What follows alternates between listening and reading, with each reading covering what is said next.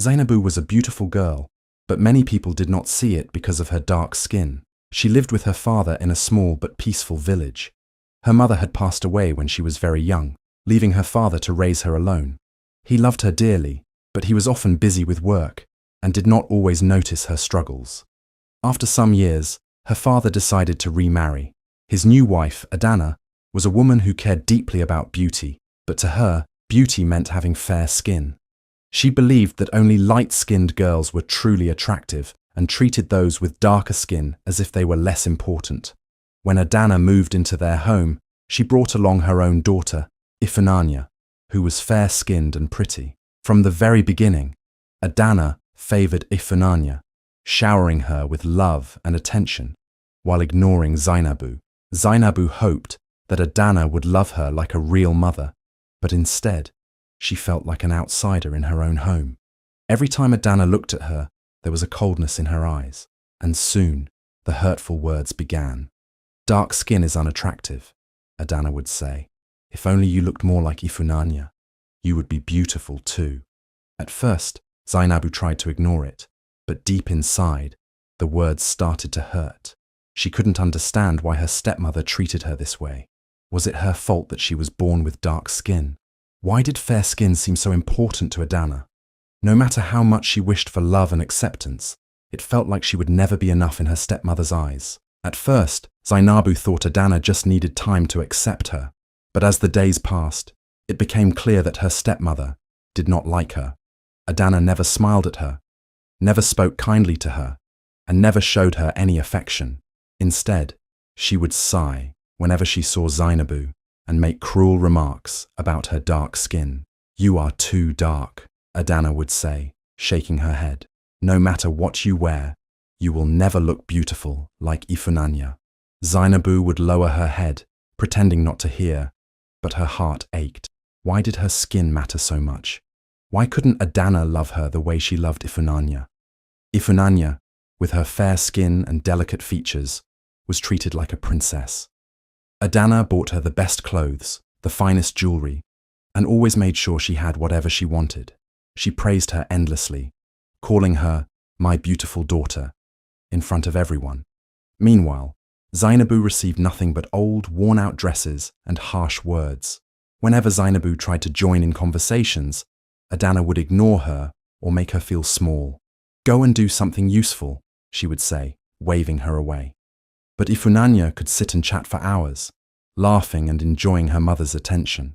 Zainabu felt like she was fading away in her own home. Her father, though loving, was too busy to notice. He believed Adana was simply strict, not realizing how deeply her words were hurting Zainabu. Slowly, the girl who once loved to smile and talk became quiet and withdrawn. She started to believe that maybe Adana was right. Maybe she wasn't beautiful, and maybe she would never be good enough. One evening, Zainabu's family was invited to a big gathering. It was a celebration, and many people from the village had come. The house was filled with laughter, music, and the delicious smell of food. Zainabu was nervous but excited. She wore her best dress, hoping to enjoy the evening like everyone else. As the guests settled in, Adana stood proudly beside Ifunanya, showing her off to everyone. "Look at my beautiful daughter," she said with a smile. "Her skin is like fresh palm milk. So fair, so smooth. Isn't she lovely?" The guests nodded, admiring Ifunanya's beauty. Then, Adana's eyes landed on Zainabu. Her smile faded, and she let out a small sigh. "And then there's Zainabu," she said carelessly. "So dark, so plain. Who would even notice her?" The room went silent for a moment. Some guests looked at Zainabu with pity, while others whispered among themselves. A few even laughed softly, covering their mouths. Zainabu's heart pounded. She felt like the ground beneath her feet was disappearing. Her hands trembled as she looked down, unable to meet anyone's eyes. She wanted to speak, to defend herself, but no words came out. Her throat felt tight, and her chest ached. The shame was too much to bear. Without thinking, she turned and ran. Pushing past the guests, she rushed outside, her vision blurred with tears. She didn't stop until she was far from the laughter and whispers. She sat under a large tree, hugging her knees, crying softly. Why did Adana hate her so much? Why did her skin make her less worthy in her stepmother's eyes? That night, as she sat alone in the dark, Zainabu felt smaller than ever before. After that terrible night, something inside Zainabu changed. She no longer smiled or laughed as she used to. She stopped playing outside with the other children and spent most of her time alone. When people spoke to her, she answered in a soft, almost lifeless voice. She moved through the days like a shadow, unnoticed and unheard. She began to avoid mirrors. She hated seeing her reflection because it reminded her of Adana's cruel words. Whenever she passed by a shiny surface, she quickly looked away. She wished she could change, wished she could be lighter like Ifunanya, just so Adana would stop looking at her with disgust. At home, Ifunanya continued to be treated like a princess. Adana bought her fine clothes and praised her beauty every day. Zainabu, on the other hand, was given chores to do and was often ignored. The more Adana neglected her, the more Zainabu felt invisible. Her father, though kind and loving, didn't notice how deeply she was hurting. He was always busy with work, and whenever he did see Adana being strict, he thought she was only trying to teach Zainabu discipline. He didn't understand that his daughter was breaking inside. At night, Zainabu lay in bed staring at the ceiling, wondering why she wasn't good enough. She wanted to talk to her father, to tell him everything, but she was afraid. What if he didn't believe her? What if he thought she was just being weak? So, she kept her pain to herself, carrying it like a heavy stone in her heart. Each day she faded a little more, losing the bright, confident girl she used to be. One afternoon, after finishing her chores, Zainabu felt an unbearable heaviness in her heart. She couldn't stay in that house any longer, surrounded by Adana's cruel words and Ifunanya's perfect smiles. So, without thinking, she walked away, her feet leading her far beyond the familiar roads of her village. She didn't know where she was going. She just wanted to escape. The sun hung low in the sky, painting the clouds with orange and pink hues. But Zainabu didn't notice. She was lost in her thoughts, her mind replaying every painful word Adana had ever said.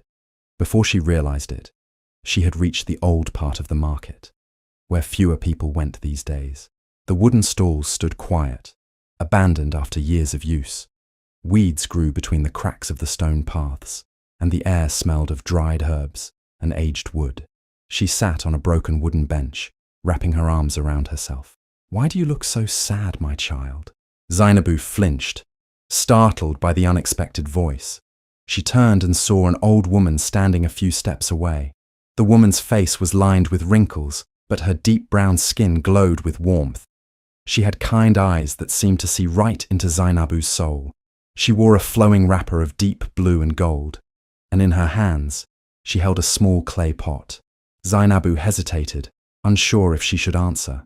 No one had ever asked about her sadness before, but something about this woman felt safe. "I don't know," she whispered, looking away. The old woman walked closer and sat beside her. "Ah, but I do," she said softly. "I see the pain in your eyes.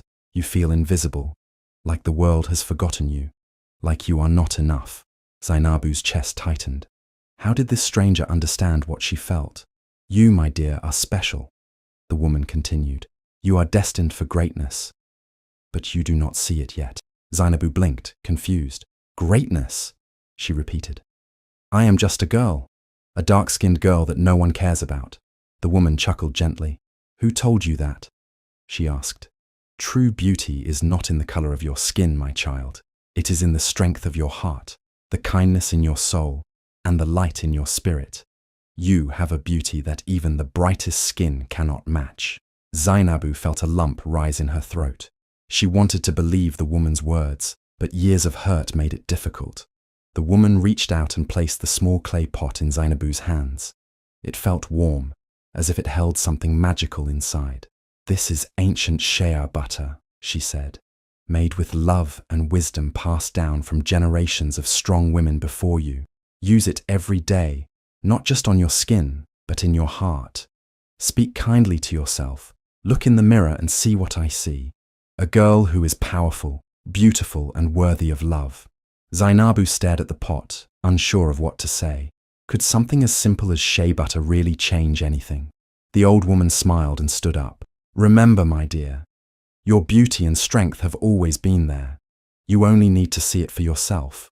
Before Zainabu could ask her name, the woman turned and walked away, disappearing into the quiet market. For the first time in a long while, Zainabu felt something stir inside her. It wasn't just hope. It was a tiny spark of belief. Maybe, just maybe, she was more than what Adana said she was. Maybe she could be something greater. That night, Zainabu sat on her bed, holding the small clay pot in her hands. The words of the old woman, Mama Kemi, echoed in her mind. Use it every day, not just on your skin, but in your heart. She slowly opened the lid, and a soft, rich scent filled the air. The shea butter inside was smooth and golden, glowing under the dim light of her lantern. She dipped her fingers into the butter and gently rubbed it onto her arms. It felt warm and soothing, as if it carried the wisdom and love of the women who had made it. As she applied it, she whispered to herself, "I am enough. I am beautiful." The words felt strange at first, but she repeated them anyway. Each morning, Zainabu continued the ritual. She would stand in front of the mirror, something she had avoided for so long, and instead of looking away in shame, she looked at herself with new eyes. At first, it was difficult. The voice of Adana still lingered in her mind, telling her she wasn't good enough. But every time she applied the shea butter, she fought back with kindness. "I'm strong. I am worthy. My skin is beautiful." Slowly, something inside her began to change. She walked with her head a little higher. She smiled more. She spoke with more confidence. She no longer hid in the shadows or let Adana's words break her spirit. People started to notice. The village women, who once overlooked her, now admired her glowing skin and graceful presence. "Zainabu, you look different," they would say. "What is your secret?" But it wasn't just her skin that had changed. It was her heart. Even Ifunanya, who had always been proud of her own beauty, began to see something new in her stepsister. Zainabu no longer looked sad and small. She looked strong, like someone who knew her worth. Adana, too, noticed the difference. She watched in silence as Zainabu walked past her with quiet confidence, no longer shrinking under her gaze. It unsettled her. She had spent so long trying to make the girl feel unworthy. Yet here she was, shining brighter than ever. Zainabu no longer needed anyone's approval. She had found something far more powerful, self-love, and with every passing day, she grew stronger, ready for whatever destiny had in store for her. One afternoon, as Zainabu walked through the market, she saw a large poster hanging on a wooden wall. It announced a beauty contest in the village, an event where young girls would compete to be crowned the fairest of them all. The prize was not just a title, but also a chance to be recognized and celebrated. Zainabu's heart raced as she read it. She had never imagined entering something like this. Beauty contests were for girls like Ifunanya, fair-skinned, admired, and adored, not for a girl like her, who had spent years being called ugly. She turned away, ready to forget about it, but a familiar voice stopped her. "You should enter." She turned and saw Mama Kemi standing nearby, her wise eyes twinkling with encouragement. "Me?" Zainabu asked in disbelief. "But I am not the kind of girl they are looking for," Mama Kemi chuckled. "And who decides that?" she asked. "True beauty is not about fair skin, my child. It is about confidence, kindness, and self-love. You have grown into a strong, radiant young woman. Show the world who you are." For a moment, doubt crept into Zainabu's heart, but then she thought about how far she had come. She was no longer the girl who hid from mirrors or shrank under Adana's cruel words. She had learned to love herself, to stand tall, and to embrace her beauty. Taking a deep breath, she decided to enter the contest, but in secret. She did not tell Adana or Ifunanya, knowing they would only mock her. Instead, she filled out the entry form and prepared in silence, using Mama Kemi's advice to guide her. The day of the contest arrived, and the village square was filled with excitement. Girls from different families stood on the stage, dressed in their finest clothes. Ifunanya was among them, smiling proudly as Adana cheered for her. Then, when it was Zainabu's turn to step forward, a gasp spread through the crowd. Whispers filled the air. "Isn't that Zainabu? What is she doing here? Even Adana's eyes widened in shock. But Zainabu did not waver. She walked onto the stage with grace, her dark skin glowing under the sunlight. She did not need expensive clothes or heavy jewelry. Her confidence was her crown. She smiled, not because she wanted approval, but because she finally saw herself as beautiful. The judges watched closely, and as the contest went on, it became clear Zainabu was different. She carried herself with strength, wisdom, and a beauty that shone from within. When the final decision was made, the crowd held its breath. The winner is Zainabu. Silence. Then, a wave of applause erupted. People who had once ignored her were now cheering her name. Even Ifunanya stood frozen, her eyes wide with shock. Adana's face was pale with disbelief. Zainabu smiled as she accepted the crown, not for the approval of others, but because she had proven something important. True beauty was never about skin color. It was about confidence, self-respect, and knowing your worth. As she looked into the crowd, she saw young, dark-skinned girls watching her with admiration. In that moment, she knew.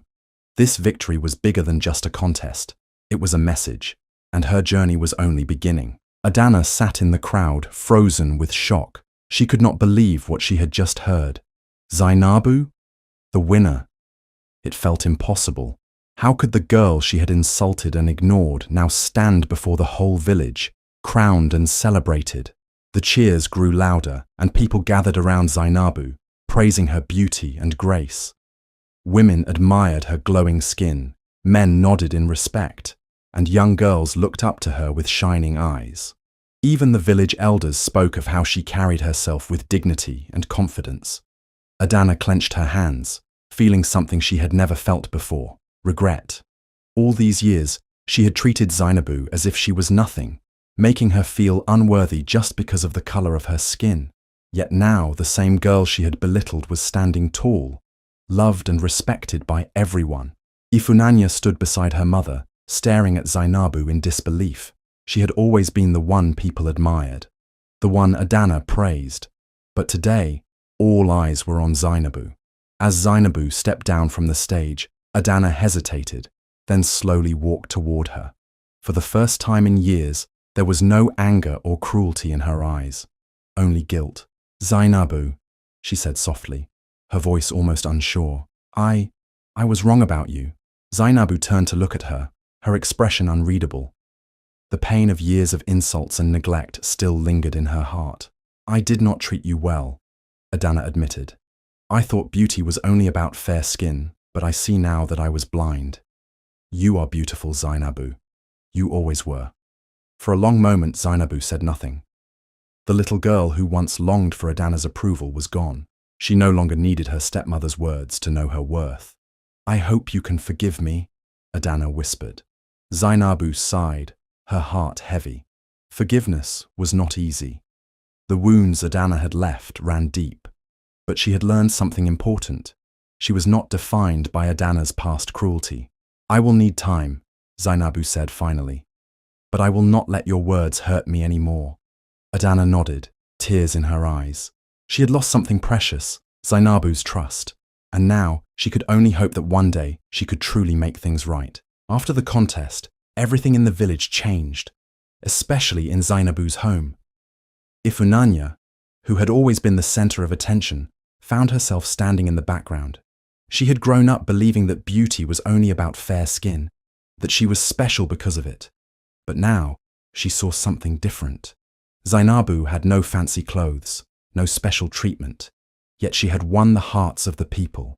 She walked with confidence, kindness, and grace. People respected her, not just for her beauty, but for her strength. At first, Ifunanya felt jealous.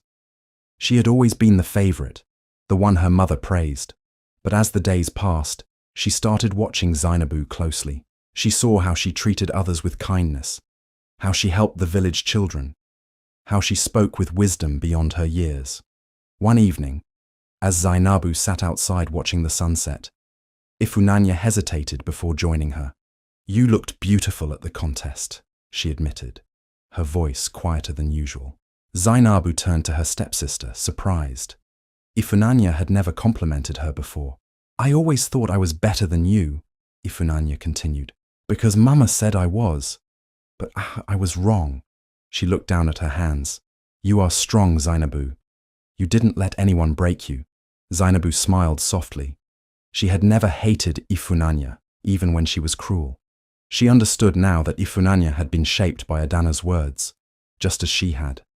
True beauty is not just about how we look, Zainabu said.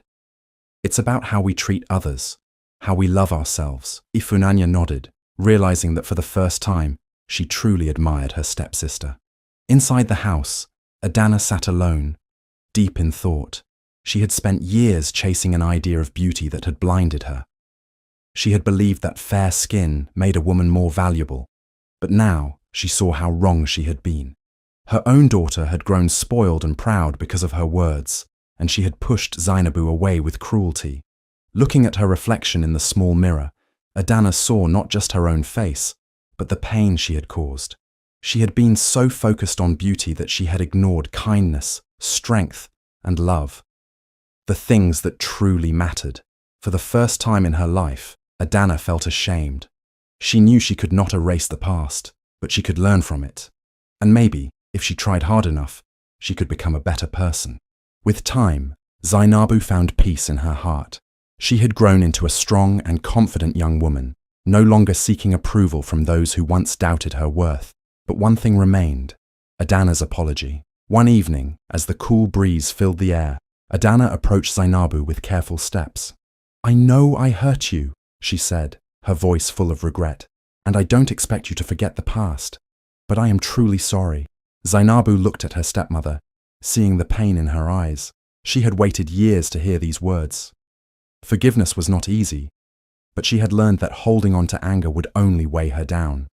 I forgive you, Adana, Zainabu said gently, but things cannot go back to how they were. I will not allow anyone to make me feel small again. Adana nodded, understanding that Zainabu had changed. She was no longer the quiet girl who accepted mistreatment. She had set boundaries, and Adana knew she had to respect them. But Zainabu's journey did not end there.